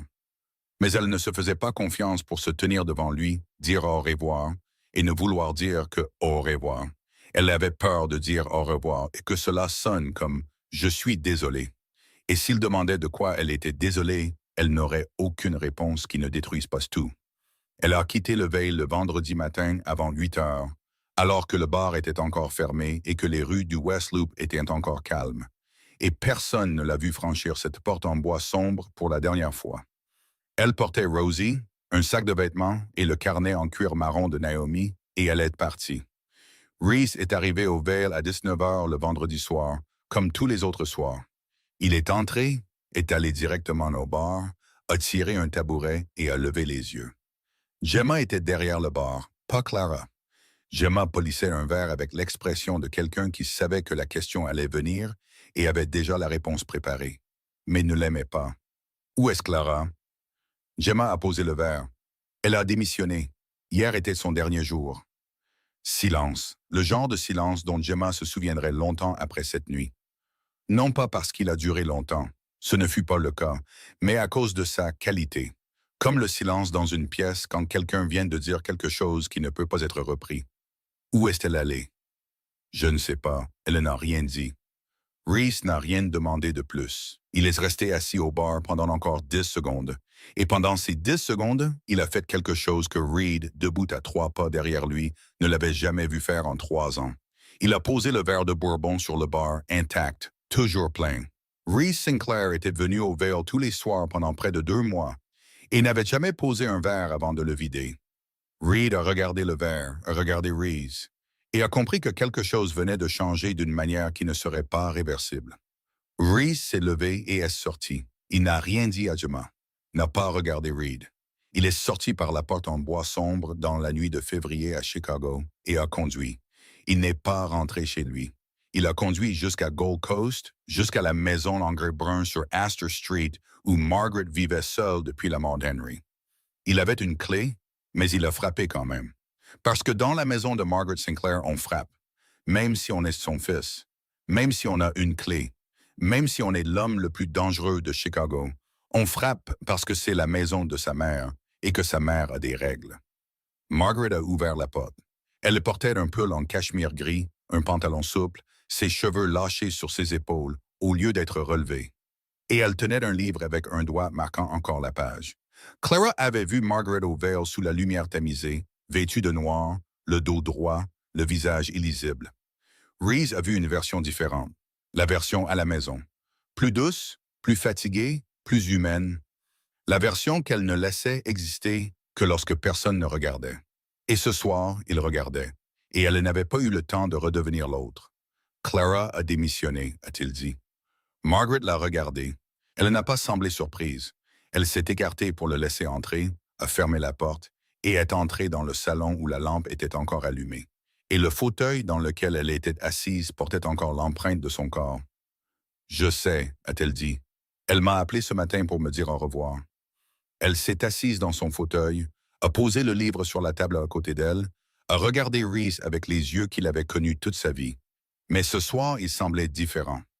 Non pas parce qu'ils avaient changé, mais parce qu'elle lui permettait de voir ce qu'il cachait habituellement. Elle m'a appelé, Reese. Passe-toi. Cette phrase l'a frappé exactement là où il le fallait. Clara avait appelé Margaret pour lui dire au revoir. Elle ne l'avait pas appelée. Elle ne lui avait pas dit au revoir, mais elle avait appelé sa mère. Et quoi que cela signifie, il ne le savait pas encore, mais cela signifiait quelque chose. Cela signifiait que quoi qu'il se soit passé entre Clara et Margaret pendant ces nuits de Bourbon au Veil, c'était réel. Reese s'est assis dans le fauteuil en face de sa mère. Le fauteuil était plus bas que celui de Margaret, et il se demanda si sa mère avait arrangé le salon selon le même principe qu'elle arrangeait tout le reste, s'assurant qu'elle était toujours en position dominante, même si ce n'était que de quelques centimètres. « Tu te souviens ?» a dit Margaret, et sa voix a changé. Pas beaucoup, juste assez pour que Reese entende qu'elle était sur le point de dire quelque chose qu'elle n'avait jamais dit auparavant. Ce que je regrette le plus. Il n'a pas répondu parce qu'il ne savait pas, parce que Margaret Sinclair ne parlait pas de regret. Elle parlait de décision, d'action, de conséquences. Elle ne parlait pas de regret, parce que le regret signifiait admettre qu'on avait eu tort. Et Margaret Sinclair n'avait jamais tort. Avant ton père, a-t-elle dit, il y avait quelqu'un d'autre. Silence. Le genre de silence que Reese n'avait jamais entendu dans cette maison. Le genre de silence qui appartient à quelque chose gardé caché trop longtemps et qui est maintenant posé prudemment, en tremblant. De la manière dont on pose quelque chose de très vieux et de très fragile sur une table. Thomas, un charpentier, dans le Montana. J'avais 19 ans. Elle a regardé le feu dans la cheminée. C'était le genre de personne qui me permettait d'être rien d'autre que moi-même quand j'étais avec lui. Sais-tu à quel point c'est rare? Être avec quelqu'un et ne pas avoir à jouer un rôle, à calculer, à garder son visage en place? Rare. Très rare. Elle a fait une pause. Je l'ai quitté. J'ai suivi ton père. Parce que ton père avait le pouvoir et Thomas avait un atelier de menuiserie. Et j'avais 19 ans et je pensais que le pouvoir était la chose qui me garderait en sécurité. Il est mort 11 ans plus tard, seul dans la maison qu'il avait construite de ses propres mains. Margaret l'a dit d'une voix neutre, mais Reese a entendu ce qui se cachait en dessous et entendu 49 ans compressés en une seule phrase. J'ai vécu pendant 49 ans avec le coup de cette décision chaque jour. Pas à cause de Thomas, Thomas est en paix, mais parce que je savais que j'avais choisi la mauvaise chose et que je n'ai pas eu le courage de revenir en arrière. Et puis, je n'ai plus eu la chance de revenir en arrière. Et puis, j'ai passé le reste de ma vie à appeler la lâcheté par un autre nom et à croire que c'était de la force. Elle a regardé Reese, et pour la première fois de sa vie, sa mère l'a regardé sans contrôle, sans commandement, sans jugement. Elle l'a juste regardé, et juste restée là, fatiguée, honnête, humaine. Ne deviens pas moi, a-t-elle dit. Je n'ai pas survécu à ces 49 ans. J'ai juste continué. Reese a regardé sa mère, a regardé le feu dans la cheminée, a regardé le livre qu'elle avait mis de côté, le fauteuil encore marqué par son corps, la pièce où elle s'était assise seule chaque nuit pendant 20 ans après la mort d'Henry. Et il a pensé, avec une clarté froide et exacte comme une pierre tombant au fond d'un puits, je suis à 3 ans de cette route de 49 ans. 3 ans depuis Jolene. 3 ans à appeler le Bourbon une solution et la distance un bouclier. Dans 46 ans, je serai assis dans un salon, seul, regardant le feu, me souvenant de la voix de Clara disant « On dirait d'un foyer » et appelant ce souvenir par un autre nom. Il s'est levé. Reed a trouvé l'adresse de Clara en moins de 2 heures. C'était ce que Reed faisait. Trouver des gens, trouver des informations, trouver tout ce que Reese avait besoin de trouver. Et il le faisait avec une telle efficacité que Reese oubliait parfois à quel point cette capacité était effrayante. Un appartement à Pilsen, 2e étage, un vieil immeuble en briques sur la 18e rue, près de la station de la ligne Rose. Reese s'y est rendu à 21 heures ce soir-là, seul. Il a dit à Reed de rester en arrière. Reed lui a lancé le regard d'un homme qui voulait objecter, mais qui travaillait pour Reese Sinclair depuis assez longtemps pour savoir quand l'objection était inutile. Reese a traversé les rues sombres de Pilsen, passant devant des peintures murales sur des murs de briques, des épiceries fermées, la lueur jaune des fenêtres d'appartements. Et il a pensé à ce que sa mère venait de dire. « Ne deviens pas moi. » Il s'est garé devant l'immeuble, a monté les escaliers, a frappé à la porte. Clara a ouvert. Elle portait un vieux T-shirt et un pantalon souple, ses cheveux lâchés, pas de maquillage, pas de tablier. Pas Clara la barmaid du Veil, mais Clara à la maison. Et elle ressemblait à la version la plus vraie d'elle-même. Le genre de version que l'on ne voit que lorsqu'une personne n'a pas préparé votre arrivée. Ses yeux se sont écarquillés quand elle l'a vue. Pas beaucoup. Assez, Reese. Pas ce patron. Pas Monsieur Sinclair. Reese. Et son nom dans sa voix, sans filtre, sans distance professionnelle, l'a frappé à un endroit qu'il n'avait pas préparé à défendre. Il a ouvert la bouche pour dire quelque chose qu'il avait préparé pendant le trajet. Mais avant que le premier son ne sorte, il a regardé par-dessus son épaule dans l'appartement et il a vu Rosie. La petite fille était assise par terre dans le petit salon entouré de blocs de bois, construisant quelque chose que seul un enfant de 3 ans pouvait comprendre architecturalement. Elle a entendu frapper, a levé les yeux et a regardé droit vers Reese. Des yeux gris, des cheveux noirs et quelque chose a bougé en lui. Pas un souvenir. Plus profond qu'un souvenir. Comme l'écho de quelque chose que son corps se souvenait, même si son esprit ne pouvait pas le nommer. Le fantôme d'une petite main enroulée autour de son doigt à 3 heures du matin. Un poids chaud contre sa poitrine. L'odeur du lait. 5 mois et un sentiment qu'il avait cru ne plus jamais revoir nulle part au monde. Quel âge a-t-elle? A-t-il demandé, et sa voix a changé. Clara l'a entendu. Elle l'a entendu parce qu'elle avait passé 2 mois à apprendre le son de sa voix. Sachant quand elle devenait plate par contrôle, quand elle devenait plate par douleur, quand elle changeait d'un demi-ton parce que quelque chose avait touché l'endroit où vivaient Jolene et Phoebe. Elle venait de changer de ce demi-ton. Et Clara, debout sur le pas de la porte, le regardant regarder Rosie. Ah, marhaba Rosie. Regardant son visage faire la même chose qu'elle avait vu le visage de Margaret faire à Humboldt Park. Cette reconnaissance qui ne venait pas par la raison, mais par le sang, par l'os, par quelque chose de plus ancien que le langage, elle a su. Elle a su qu'elle ne pouvait plus le retenir. Non pas parce qu'il le découvrirait, mais parce qu'elle ne pouvait plus supporter ce poids une seconde de plus. Le poids de se tenir entre un père et sa fille et de prétendre que cette distance était normale. 3 ans, a-t-elle dit, puis elle a ajouté, d'une voix très douce, très stable et pleine de terreur. Son vrai nom est Phoebe. Et puis le silence est venu. Le genre de silence que Clara avait l'habitude de mesurer, de compter, d'analyser. Mais cette fois, elle n'a pas compté. Parce que ce genre de silence ne pouvait pas être mesuré. Il n'avait pas d'unité. Il n'avait que du poids. Et ce poids était suffisant pour changer la gravité dans la pièce. Reese l'a regardé, puis Rosie, puis de nouveau elle. Répétez ça, a-t-il dit. Phoebe, votre fille. Elle a survécu à l'accident. Elle a été sortie de l'hôpital sous un faux nom et poussée dans le système de placement familial. Je l'ai trouvée 14 mois plus tard.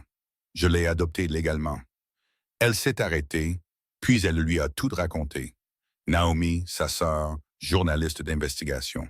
Son corps dans la rivière Chicago 4 ans plus tôt.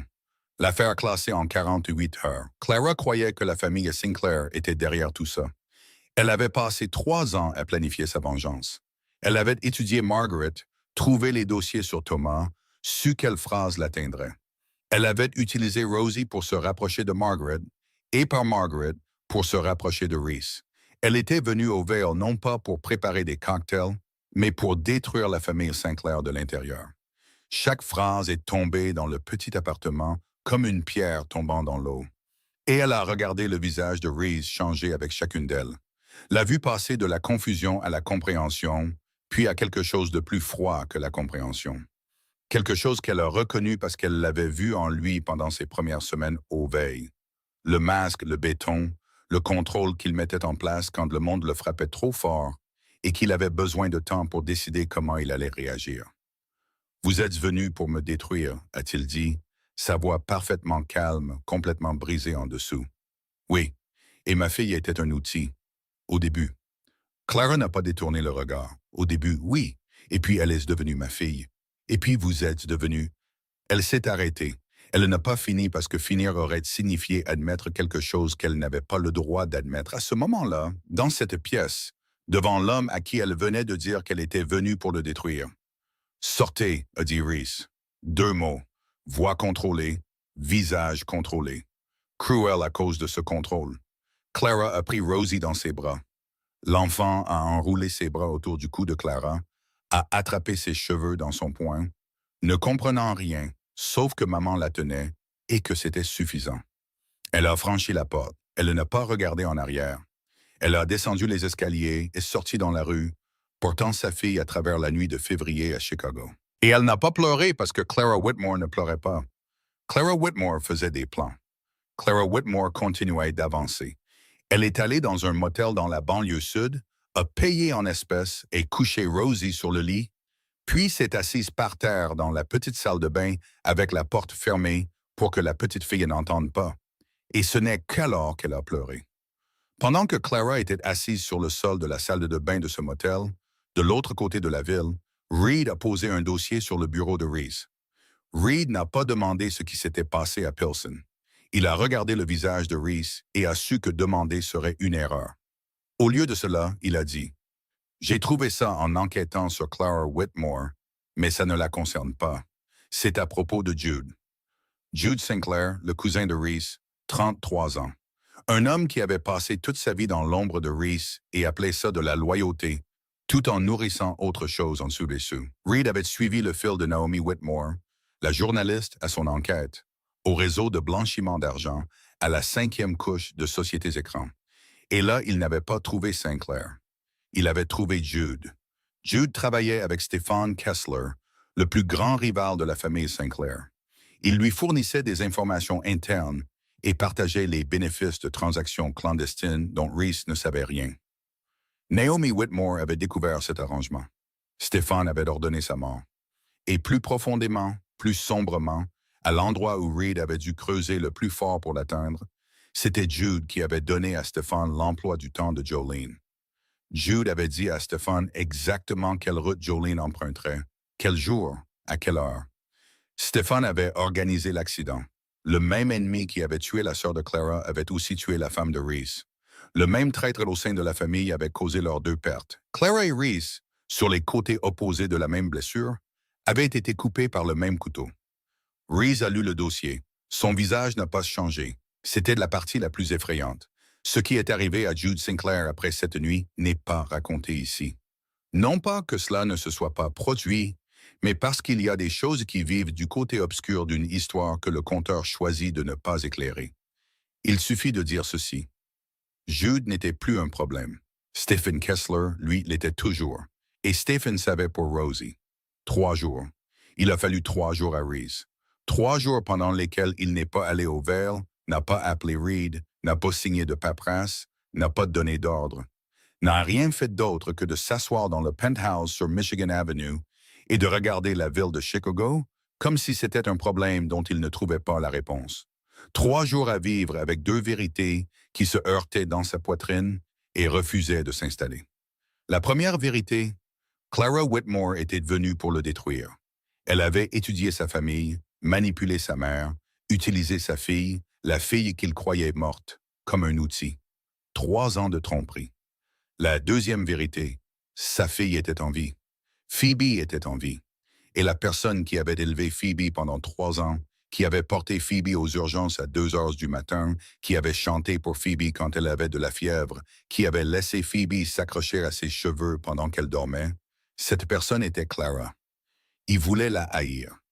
La haine aurait été plus facile, plus nette. La haine lui aurait permis de tout mettre dans son compartiment approprié et de le gérer comme Reese Sinclair gérait tout. Froid, exact, terminé. Mais chaque fois qu'il essayait de la haïr, il pensait à sa voix disant « On dirait un foyer ». Et il savait que cette voix n'appartenait pas à quelqu'un qui faisait semblant. Et chaque fois qu'il pensait à Phoebe, aux yeux gris qui le regardaient depuis le sol de cet appartement à Pilsen, il pensait à la couverture à éléphant et au mot « maman » que Rosie utilisait pour Clara. Et il savait que quoi que Clara ait fait, sa fille avait été aimée. Sa fille avait passé 3 ans à être aimée par une femme qu'il voulait haïr et ne pouvait pas. Le 3e jour, il a appelé Reed. « Trouve-la ». Reed a trouvé Clara dans un motel sur Cicero, dans le South Side, le genre de motel à la semaine payé en espèces qui ne demandait pas de vrai nom. Reese s'y est rendu à 23 heures ce soir-là. Le vent de février à Chicago coupait à travers le parking du motel avec le genre de vent que seule cette ville semblait capable de produire. De côté, tranchant et peu disposé à négocier. Il a frappé à la porte de la chambre 107. Clara a ouvert. Elle avait l'air fatiguée. Pas fatiguée comme quelqu'un qui manque de sommeil. Fatiguée comme quelqu'un qui a porté quelque chose de trop lourd pendant trop longtemps et vient à peine de le poser, mais dont le corps se souvient encore du poids. Derrière elle, Rosie dormait sur le lit, couverture à éléphant, cheveux noirs étalés sur l'oreiller blanc bon marché du motel. « Je ne suis pas venu ici parce que je vous pardonne », a dit Reese. Il est resté debout sur le pas de la porte. Le vent de février passait entre eux. « Je ne vous ai pas pardonné. Je ne vous pardonnerai peut-être jamais complètement. Vous m'avez menti. Vous avez menti à ma mère. Vous avez utilisé ma fille.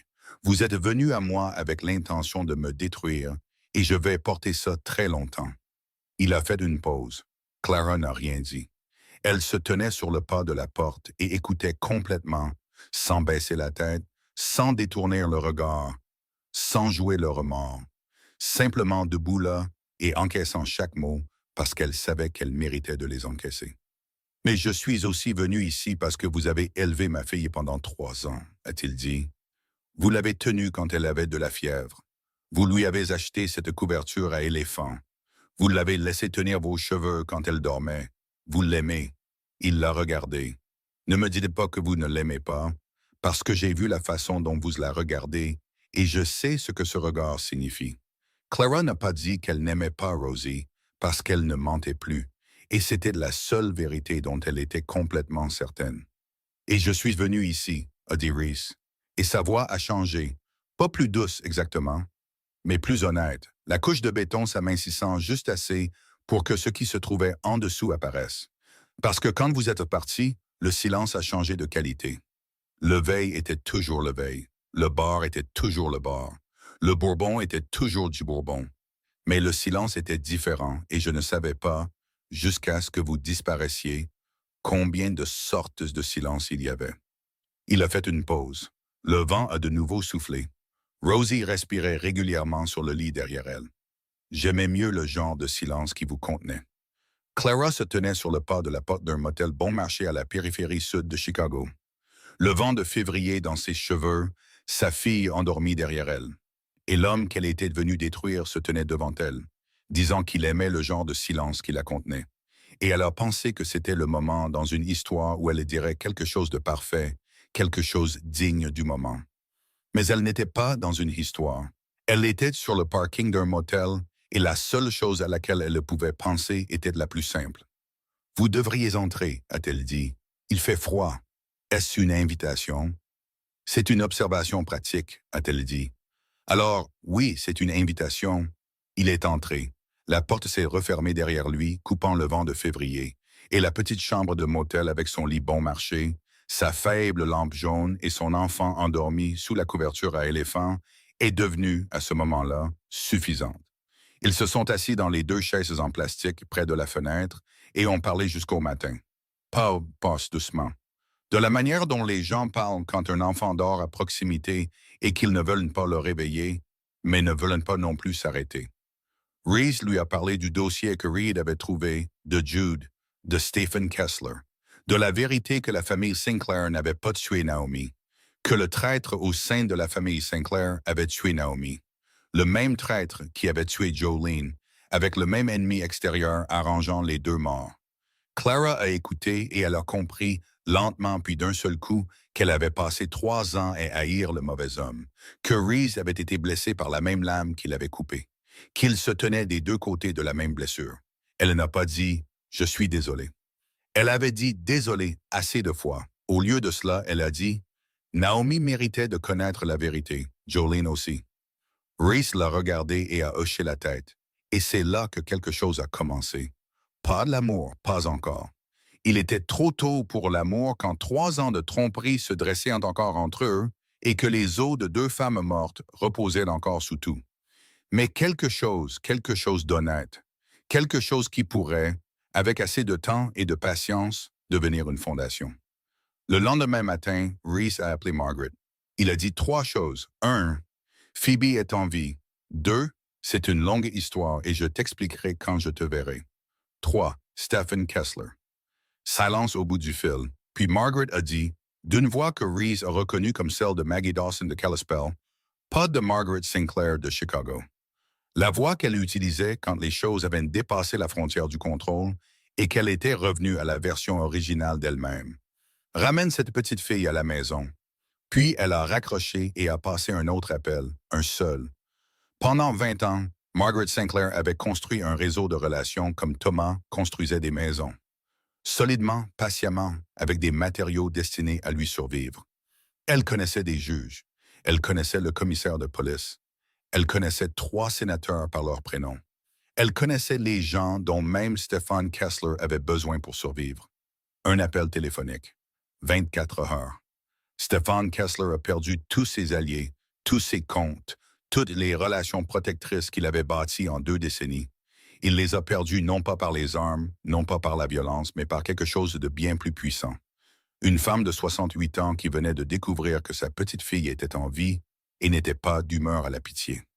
Ils se sont mariés en septembre à Kalispell, dans le Montana, dans une petite église en bois blanc à la lisière de la ville, où les montagnes dominaient et le ciel s'étendait si largement qu'on en oubliait l'existence des plafonds. Ce n'était pas un mariage de Chicago. Il n'y avait personne d'important de la société, poste de presse, poste d'empire.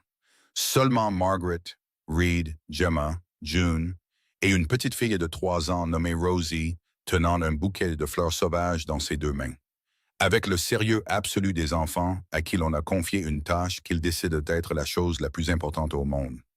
Cette église se trouvait à moins de 5 kilomètres de la maison que Thomas Ward avait construite de ses propres mains 49 ans plus tôt. Clara a choisi cet endroit, pas Reese. Clara parce que Clara comprenait quelque chose que Reese apprenait encore. Que certaines blessures ne guérissent que lorsqu'on retourne là où elles ont commencé et qu'on y reste assez longtemps pour les regarder avec des yeux différents. Margaret est arrivée à Kalispell un jour avant tout le monde. Elle n'a pas dit pourquoi. Elle n'en avait pas besoin. Le matin du mariage, avant la cérémonie, alors que la brume ne s'était pas encore complètement levée de l'herbe et que la lumière du Montana avait cette qualité spécifique qu'aucun autre endroit au monde ne parvient tout à fait à copier, claire, dorée, honnête comme la lumière de la ville ne l'est jamais, Margaret s'est rendue au petit cimetière à l'est de la ville. Le cimetière n'était pas grand, quelques dizaines de tombes, une clôture en bois basse, de l'herbe sauvage s'insinuant entre les pierres tombales. Elle a trouvé la tombe de Thomas sans difficulté, une petite pierre simple. Rien que son nom, année de naissance, année de décès, et une ligne que quelqu'un, peut-être son seul voisin, avait choisie, un bon charpentier. Margaret s'est tenue devant cette pierre tombale pendant longtemps. Elle ne s'est pas agenouillée. Elle n'y a pas déposé de fleurs. Elle s'est seulement tenue debout, le dos droit, les mains le long du corps, et a regardé le nom qu'elle n'avait pas prononcé à voix haute depuis 49 ans. Ce qui a traversé son visage pendant ces minutes était privé et personne ne l'a enregistré. Ce n'était pas un effondrement. Ce n'étaient pas des larmes. C'était quelque chose de plus silencieux que cela, et parce que c'était plus silencieux, plus réel. Une permission. La permission finale pour que ce qui avait été retenu trop longtemps puisse la traverser au lieu d'être bloqué à l'intérieur. Elle est restée là pendant 15 minutes. Puis elle s'est détournée, et elle a marché vers l'église différemment de la façon dont elle s'en était éloignée. Pas plus légère. Margaret Sinclair ne serait jamais légère, mais plus honnête, plus prête à porter ce qu'elle portait et à l'appeler par son vrai nom. Pas la force, pas le pragmatisme, mais la perte, mais le regret, mais l'amour qui n'avait pas été vécu de la bonne manière et qui était toujours de l'amour. Reese attendait sa mère à la porte de l'église. Il l'a vue venir de la direction du cimetière et n'a pas posé de questions. Il n'en avait pas besoin. Il a regardé le visage de sa mère et y a vu quelque chose qu'il n'avait jamais vu en 36 ans, la paix. Pas le genre de paix douce, le genre de paix qui vient quand une personne a enfin cessé de se battre contre elle-même. Il lui a tendu la main. Margaret l'a regardé, pris à Michel. Quand il l'a prise et ils sont entrés dans l'église ensemble, mère et fils, main dans la main pour la première fois dont Reese pouvait se souvenir. À l'intérieur, Clara attendait. Elle portait une robe gris argentée, pas blanche, pas extravagante, simplement elle. Ses cheveux bruns lâchés sur ses épaules, ses yeux gris-bleus. Et Rosie se tenait à côté d'elle, tenant le bouquet de fleurs sauvages, regardant vers la porte avec une concentration totale sur la mission de tenir des fleurs, et ne comprenant rien d'autre que le fait qu'aujourd'hui maman était magnifiquement habillée, et que l'homme que maman appelait Reese et grand-mère Margaret arrivait, et que cela signifiait que c'était une bonne journée. Clara a vu Reese entrer avec Margaret, et elle n'a pas esquissé un sourire. Il est venu, comme le matin vient, comme la lumière du Montana vient à travers les vitraux de l'église. Pas pour un public, pas pour personne. Seulement parce que les conditions étaient réunies. Parce que le bonhomme marchait vers elle, à côté de la mère qui avait appris à se pardonner avant de pardonner à quiconque. Et en dessous d'eux, Rosie tenait sa main, et tout n'était pas parfait, mais tout était réel. Reese est venu se tenir à côté d'elle. Il l'a regardée. Elle l'a regardé et entre eux, il y avait 3 ans de tromperie et 2 femmes mortes et un enfant survivant.